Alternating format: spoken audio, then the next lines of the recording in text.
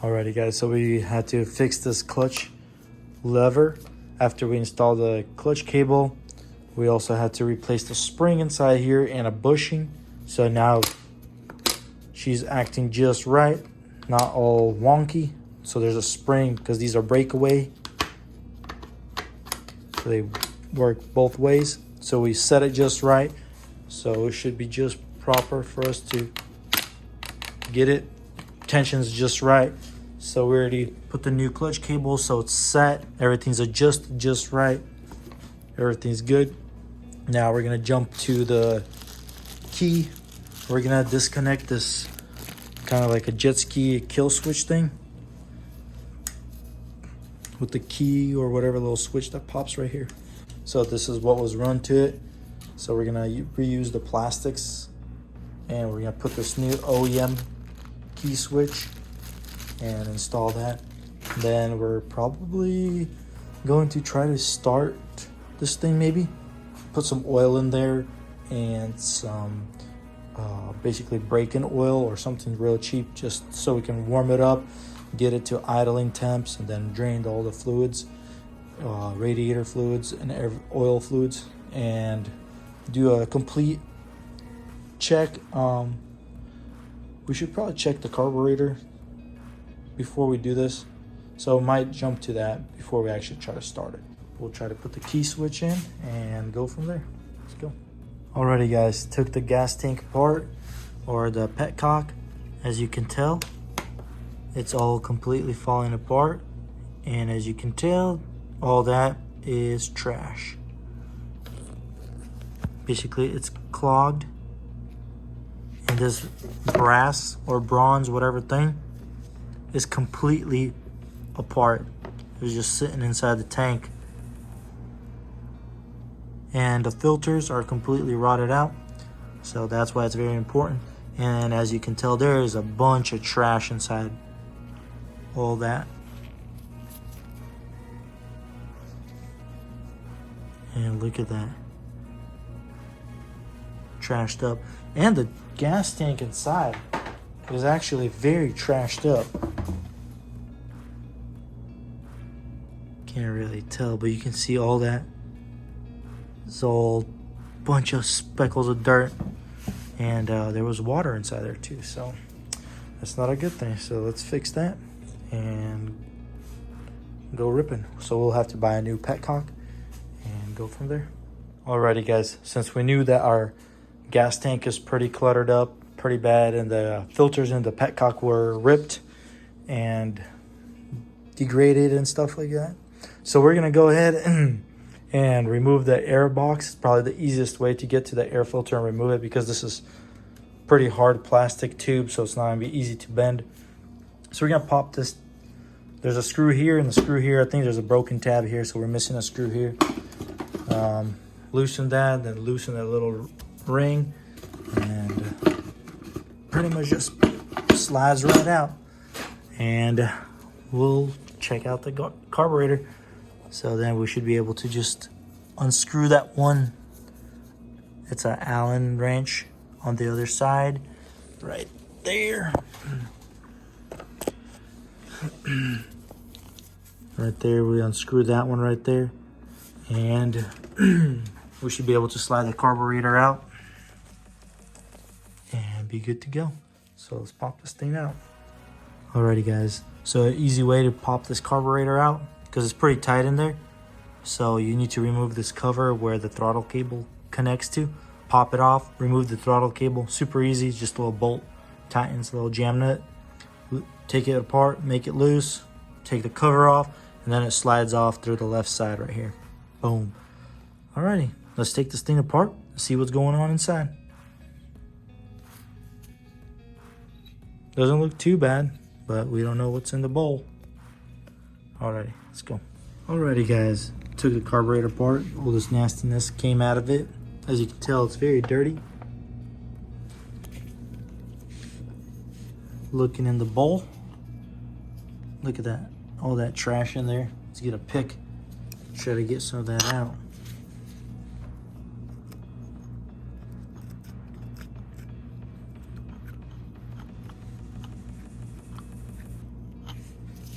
basically everywhere. All right, now let's look into the carburetor side with the jets. So you can see the main jet sticking out right there. And what do you guess? It's fully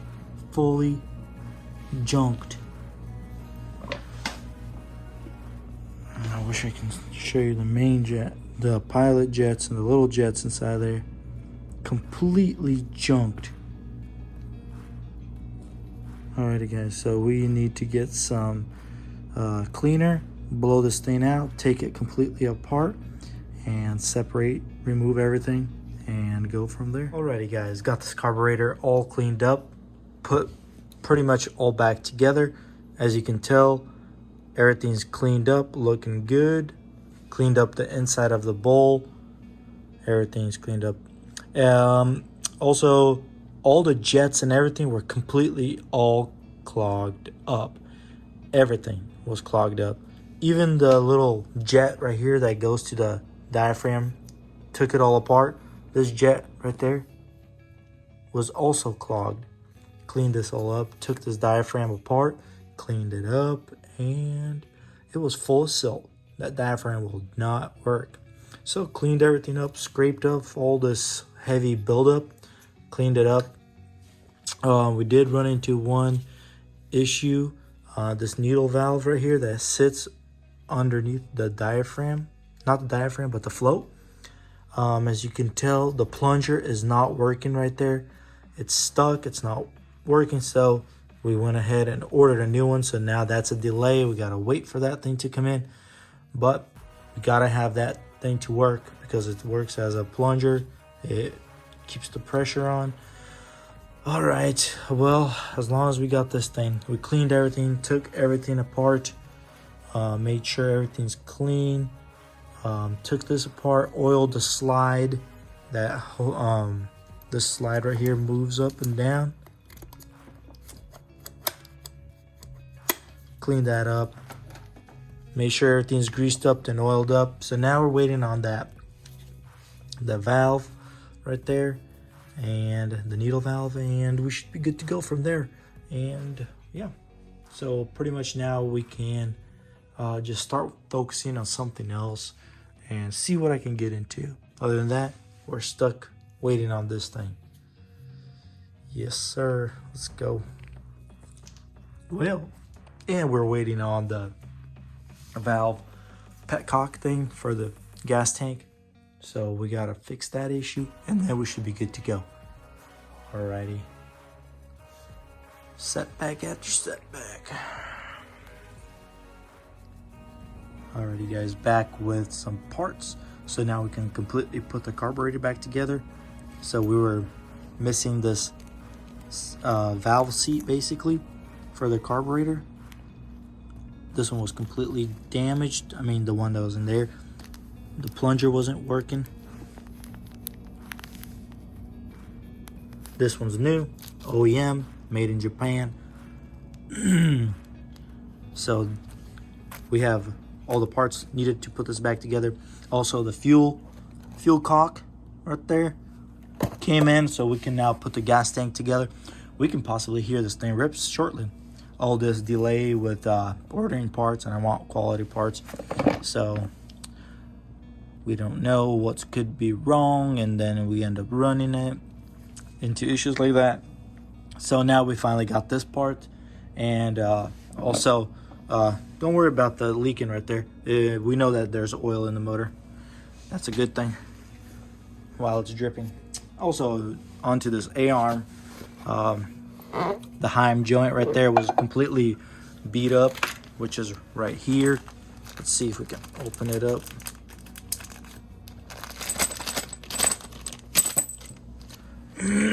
So as you can tell, there's probably like a Teflon insert inlay missing. So that's what goes in there and holds basically the lower, just like that. So we ordered one of these. It was kind of hard to find out which one, so we had to measure it all out because we don't know what brand these are, and you couldn't find them nowhere. Even if you looked under YZ, they're not even nowhere. But yeah,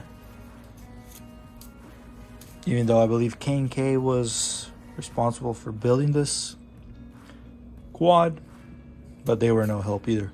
So we just went and did our measurement, and now we're waiting on this part.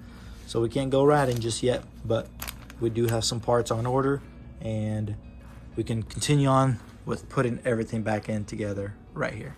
Let's go. Alrighty guys, we got the carburetor installed, got the new spark plug, gapped it, opened up the gap just slightly from stock, and also we are ready to slap in the stage 2 filter. It's got the billet adapter, and that's the part number for the UNI air filter. So yeah, we'll slap this thing on there, and then we're gonna start putting oil and antifreeze in there, and we should be good to go, and we should be hearing this thing rip shortly. Alrighty guys, so you can see we oiled it up, got it nice and oiled, and that's the oiling kit I use. So she's ready to get slapped right on in there, tighten it up, and ready to go. Alrighty guys, went to try to turn the engine oil over to build some oil pressure. Starter was not acting up. You tap it and it would start spinning, so we knew that the starter is going bad. So the only way to pull the starter off, or the easiest way, is pop the exhaust off. So we got the little manifold off right there, and it's aftermarket, just 2 bolts. And then we had the oil feed lines that go right there and right there and right there, which is this bracket. Popped it off, and then 2 screws right there, remove that, and then the screw that holds the wire terminal, and remove that, and took the starter apart. So the brushes got some corrosion on there, and the brushes were stuck in one position, weren't moving. So we cleaned that up. They're still good, plenty of movement and travel. So we went and just cleaned it up, made sure we put some clean grease in there specifically for batteries, and just safely put everything back together. And we bench tested it, and it's working real well. So I'm pretty excited and pretty pumped about this. So let's go ahead and put this thing back together, and hopefully right now we'll be able to spin this thing over, build some oil pressure, and then we can finally hear this thing fire over. Let's go. Alrighty guys, so we got the quad pretty much ready to be started. Oil's in there, coolant's in there, air filters on, carburetors are all done. We put fuel in there. We drained some of the fuel, basically make sure it's clean. So we drained some from the bowl of the carburetor. Had to use some other battery. That one is completely dead, won't take a charge, so we had to put one on the order. That's ordered. Took off the safety switch, made that work. So now we got the original key in there and good to go. Also, we had to clean up the brushes on the starter right there. So that's all good to go. We cleaned it all up. Pretty good now. The brushes wouldn't move in their little pockets. They were pretty much stuck, but there's still plenty of movement for them to still work good. And it was nice and clean in there, and it wasn't shot. So we just went ahead and cleaned it up and made it work. So now we're ready for this thing to get dialed in on starting. So we want to make sure it starts. So we know there's fuel in the bowl. We know there's oil, and we're good to go. So we already started it without the plug being hooked up and without any fuel in there. So we spun it over, made sure that there's oil flowing, and it's good to go now. And we should be ready to give this thing a start now and hear this thing rip. Alrighty guys, so let's give this thing a start. Turn the fuel on. Put the keys on. Alrighty, I guess we'll pull the choke. I will need to open the garage door also.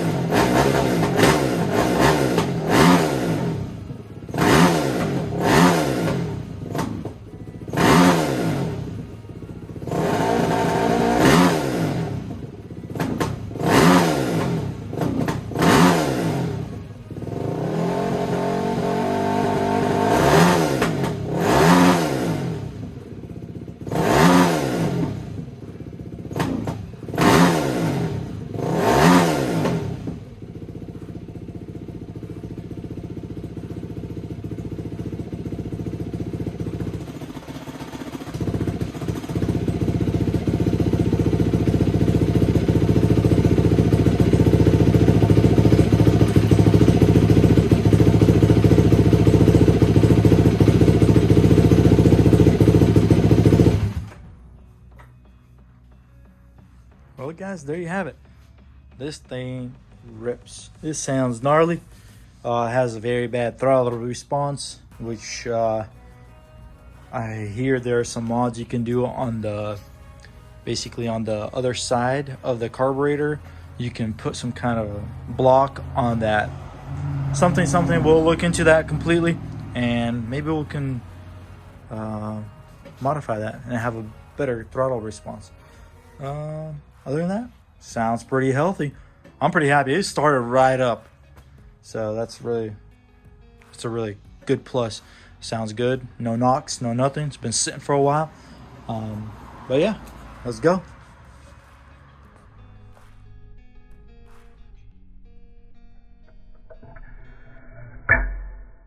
Alrighty guys, first things first, we changed out this bearing, which is kind of like a Heim bearing that goes right here. And basically this one is pretty shot, as you can tell. Goes up and down, but found a US made replacement with like a Teflon insert. So we got that thing replaced, which was messed up on this side on the bottom portion, and you can see it's nice and shiny right there. So we got this A-arm, basically the lower A-arm, put back together, everything mounted, and it nice and smooth. Everything's smooth. Put everything back together, tighten it up, so we are ready to start mounting the tires back on. But before that, we probably need to throw some new tires on there. Also, we noticed that the oil was leaking from the connection with that main line that goes into this tank, basically. That goes into this tank. And so we ordered our seal right here, which is right here. It's this little red seal. Basically, it goes underneath right there. This line that goes into this tank. And yeah, we need to pop that off. We also drained the oil. Looked pretty nasty. And on the other side, we removed the oil filter. And it was a cheap oil filter, but it was pretty shriveled up, as you can tell right there. So it's a good thing that we replaced it and are doing a few oil replacements. Basically drain and fills, and we got another Chinese one, and we'll see how the next one looks, and we might probably do another one. We should probably do another one. We'll drain this water also, and we'll go from there and see how it looks. So probably change the radiator fluid right at the same time, just drain it right into there, and we'll put everything together, run a few cycles, and hopefully it starts looking better. But already it looked better. The water is not as milky, so we should be pretty good. So we are pretty sure that the problem was with the water pump seal and shaft, so we're good to go. We got that all fixed up, and yeah, pretty pumped. Let's go.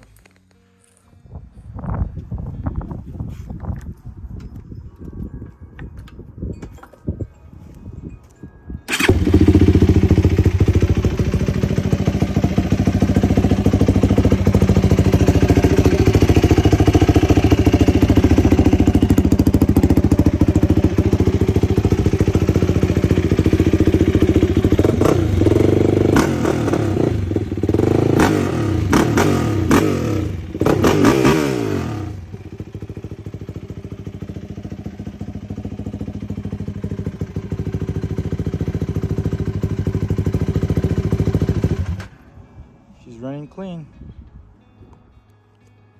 Alrighty guys, so this thing's pretty much coming to a close.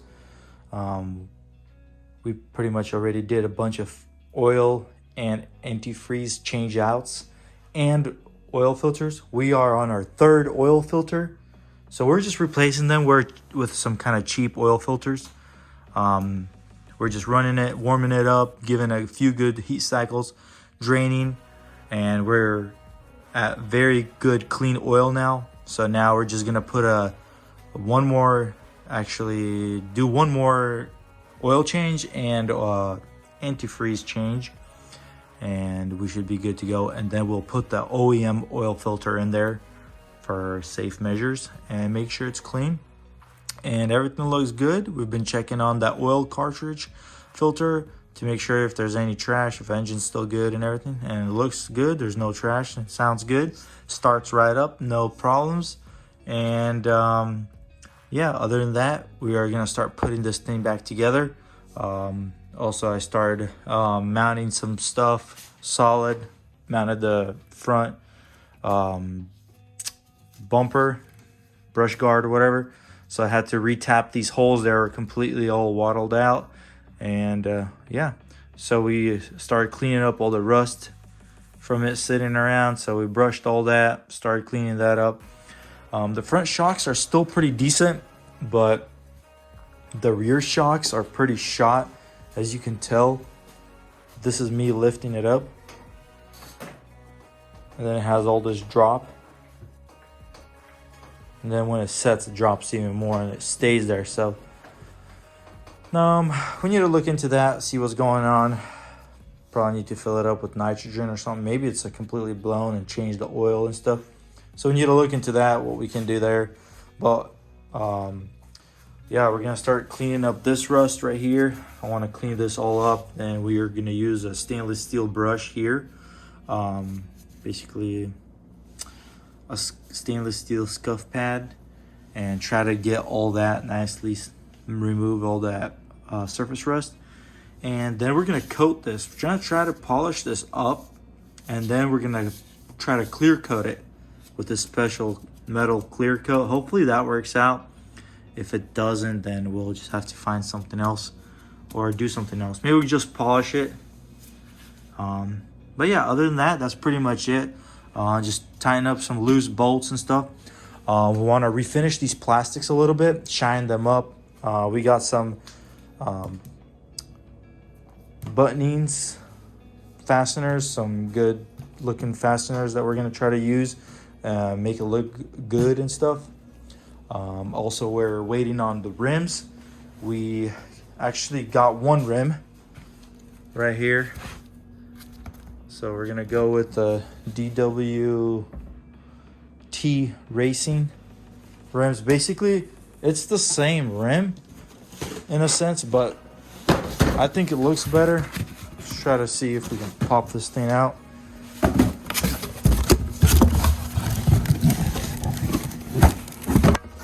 This is a good rim right here compared to that one. These were all bent up, dinged up, but yeah, I think these are going to be pretty good. We're going to put some new kicks on there, which are sitting up there, and yeah, I think they're going to look good.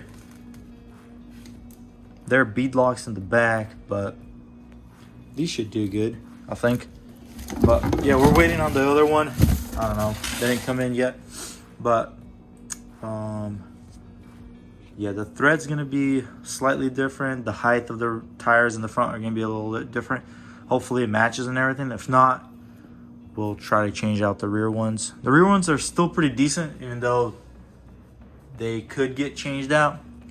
But we'll see. We can always do that in the end. And then we can probably refinish the wheels in the back. Give it a little flat black color like these ones. We'll see on that. But yeah. We'll go from here, start putting the plastics on, mounting the gas tank, and yeah, this thing fires right up, runs, and we should be good to go.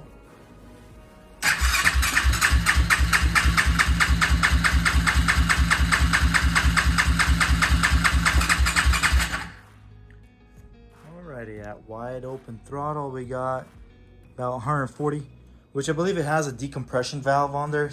It's on an automatic one, so which we can't really get a true reading, I'm guessing. So that's pretty healthy, I'd say 140. So yeah, we're gonna throw the spark plug back in. We have a colder spark plug in there. We have a CR9. Let's see, we got a CR9E spark plug, which is a colder spark plug. The original ones, the stock ones, are CR8. So, yep, we're gonna slap the original one back in there. We should be good to go. Or the CR9, and which we have good spark plug, spark and everything, and we have good compression, and we should be good to go. Alrighty guys, so we got the plastics just about put on, slightly secured it, just a few bolts right here, and that's pretty much secured. And now we want to start cleaning this up. As you can tell, they're pretty bad. It's got some mold growth, and gotta clean this up. So we removed this front sticker plate. So it's got some burn through marks, stained the underneath plastic. So we might have to put back a number plate to cover that. I don't know how much we can clean that out, but that's the old number plate right there. So we gotta get that similar thing back on here just to cover up some of this stuff right here. But we're gonna try our best to, you know, remove as much as we can. So we're gonna use some Scotch-Brite and some other stuff. Hopefully it's not too deep, but it does seem deep. So we're gonna clean that up. Then we got some screws that we'll put on here and some button caps that we machined. And hopefully we can get this thing looking good as new again. Alrighty. We're also gonna use the magic eraser to help clean up some of this stuff. So we'll see how that goes. Let's stay tuned with the process.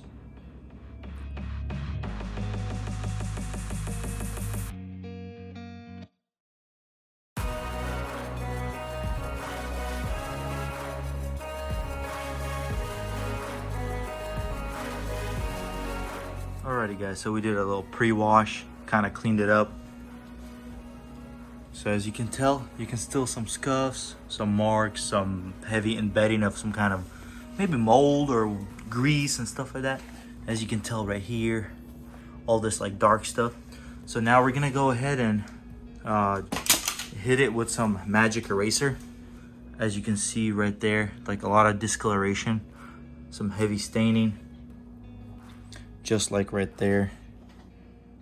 It looks clean, but in person you can see this heavy discoloration right there. So we're gonna hit it with the magic eraser, and I put some soap in there right there, and we're gonna hit it, and we'll see what kind of difference it's gonna give.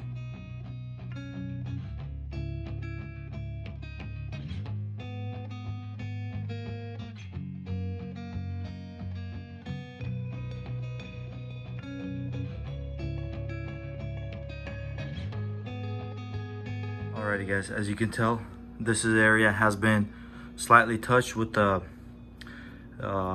magic eraser. It's looking a lot better, but we can still hit it with the buffer and get it even better. These areas are going to be replaced with dressing nuts with a little washer kind of thing, with a little countersink. So as you can tell, this area has not been touched with the magic eraser, neither this area. So you can tell from that to that. It does a little bit dull it up, so we'll have to buff it out a little bit, give it a little shine. So let's hit this area right here so you can tell what the difference this is.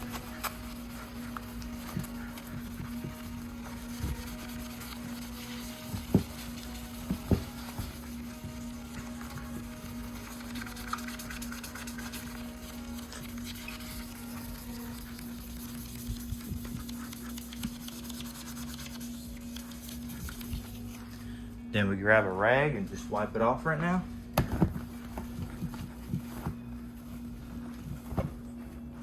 Just like that. You can see where there was a sticker right there. And you just gotta put more elbow grease on that area. Might have to actually use like a Scotch-Brite or something like that, just to kind of give it a little better cleanup.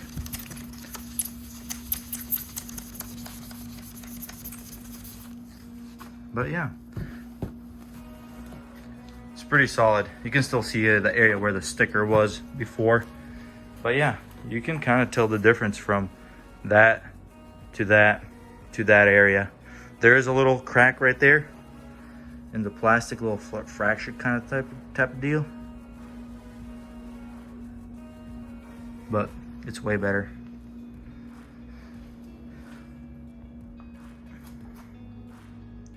But yeah, so we're gonna clean up this quad all the way and get it ready to be complete, and then we'll probably hit it with some Scotch-Brite in some areas where it's like really scuffed up, and then we're gonna do some polishing on it with the buffing wheel and try to bring up the shine a little bit.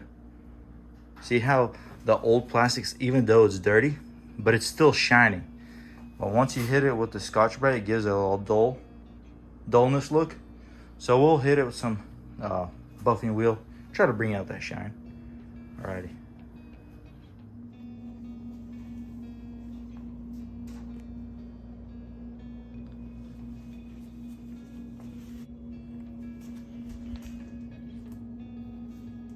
Alrighty guys, now we worked on the rear of the quad, which we worked on the axles, and as you can tell, these axles are looking pretty fire now. Cleaned up a lot, got all the rust off, just like right there. Looks pretty good, as you saw in the previous parts of the video where the rear of the axle was pretty messed up. So we cleaned it up, cleaned up this frame a little bit, the swing arm. So we coated this also so that way it wouldn't really rust. So we used this high performance clear coat. It's pretty nice. It's durable, it's tough. You can spray it directly on the metal, and so that's exactly what we did. We cleaned it up, so you can feel it. It like hardens. You can feel it. It's like, it doesn't feel like paint. So it's pretty cool, and it gives it a nice shine. So it's pretty cool. That's nice. But yeah, we're pretty much buttoned up, cleaned up this quad pretty well. Gotta wipe the plastics all the way, but we got these button caps that we set up all around the quad right there, and also in the front. So it looks pretty good now. Cleaned up the plastics just a little bit, polished them. Now I just gotta clean them up again. Got everything pretty much buttoned up. Looks good, I think. But yeah, pretty much wrapping up. Alrighty.